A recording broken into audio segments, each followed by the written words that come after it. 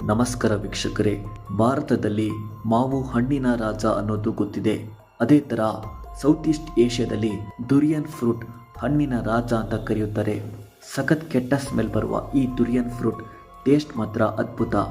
ಡುರಿಯನ್ fruit ತಿನ್ನೋದ್ರಿಂದ ಆರೋಗ್ಯಕ್ಕೆ ಏನೇನು ಉಪಯೋಗ ಅಂತ ನೋಡೋಣ. ಡುರಿಯನ್ ಹಣ್ಣಲ್ಲಿ ಮೋನೋಸ್ಯಾಚುರೇಟೆಡ್ ಫ್ಯಾಟ್ ಇದೆ. ಇದನ್ನು ತಿನ್ನೋದ್ರಿಂದ ಬ್ಯಾಡ್ ಕೊಲೆಸ್ಟ್ರಾಲ್ ಕಡಿಮೆ ಮಾಡುತ್ತದೆ. ಇದರಿಂದ ಹೃದಯದ ಆರೋಗ್ಯಕ್ಕೆ ಒಳ್ಳೆಯದು. ಇದರಲ್ಲಿ ವೈಟಮಿನ್ ಸಿ ಅಂಶ ಹೆಚ್ಚಿದ್ದು ದಿನಕ್ಕೆ ಬೇಕಾದ 80% ಅಷ್ಟು ವೈಟಮಿನ್ ಸಿ ಒಂದು ಹಣ್ಣಲ್ಲಿ ಇರುತ್ತದೆ. ಇದನ್ನು ತಿನ್ನೋದ್ರಿಂದ ಇಮ್ಯುನಿಟಿ ಹೆಚ್ಚಿಸಲು ಸಹಾಯ ಮಾಡುತ್ತದೆ. ಡುರಿಯನ್ ಹಣ್ಣಲ್ಲಿ ಕ್ಯಾಲ್ಸಿಯಂ, ಮೆಗ್ನೀಷಿಯಂ ಆ್ಯಂಡ್ ಮ್ಯಾಂಗನೀಸ್ ಅಂಶ ಇರುವುದರಿಂದ ಮೂಳೆ ಮತ್ತು ಜಾಯಿಂಟ್ಸ್ಗೆ ಒಳ್ಳೆಯದು. ಈ ಹಣ್ಣಲ್ಲಿ ಟ್ರಿಪ್ಟೋಫನ್ ಅನ್ನೋ ಅಮಿನೋ ಆಸಿಡ್ ಅಂಶ ಇರೋದ್ರಿಂದ ಆಂಗ್ಸೈಟಿ ಕಡಿಮೆ ಮಾಡಲು ಮತ್ತು ಒಳ್ಳೆಯ ನಿದ್ದೆ ಮಾಡಲು ಸಹಾಯ ಮಾಡುತ್ತದೆ. ಡುರಿಯನ್ ಹಣ್ಣಲ್ಲಿ ಫೈಬರ್ ಅಂಶ ಹೆಚ್ಚಿದ್ದು ಡೈಜೆಸ್ಟಿವ್ ಸಿಸ್ಟಮ್ಗೆ ಒಳ್ಳೆಯದು. ಇದರಲ್ಲಿ ಪೊಟ್ಯಾಷಿಯಂ ಅಂಶ ಹೆಚ್ಚಿದ್ದು ಬ್ಲಡ್ ಪ್ರೆಷರ್ ಕಡಿಮೆ ಮಾಡಲು ಸಹಾಯ ಮಾಡುತ್ತದೆ.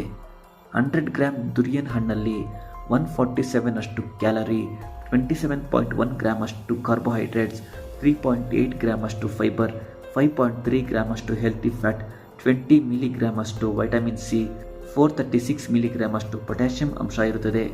ಈ ಡುರಿಯನ್ ಹಣ್ಣನ್ನು ಯಾರು ತಿನ್ನಬಾರ್ದು ಅಂತ ನೋಡೋದಾದರೆ, ಇದರಲ್ಲಿ ಪೊಟ್ಯಾಷಿಯಂ ಮತ್ತು ಕ್ಯಾಲರಿ ಹೆಚ್ಚಿರೋದ್ರಿಂದ ಡಯಾಬಿಟಿಸ್ ಮತ್ತು ಕಿಡ್ನಿ ಪ್ರಾಬ್ಲಮ್ ಇರುವವರು ಈ ಹಣ್ಣನ್ನು ತಿನ್ನಬಾರ್ದು.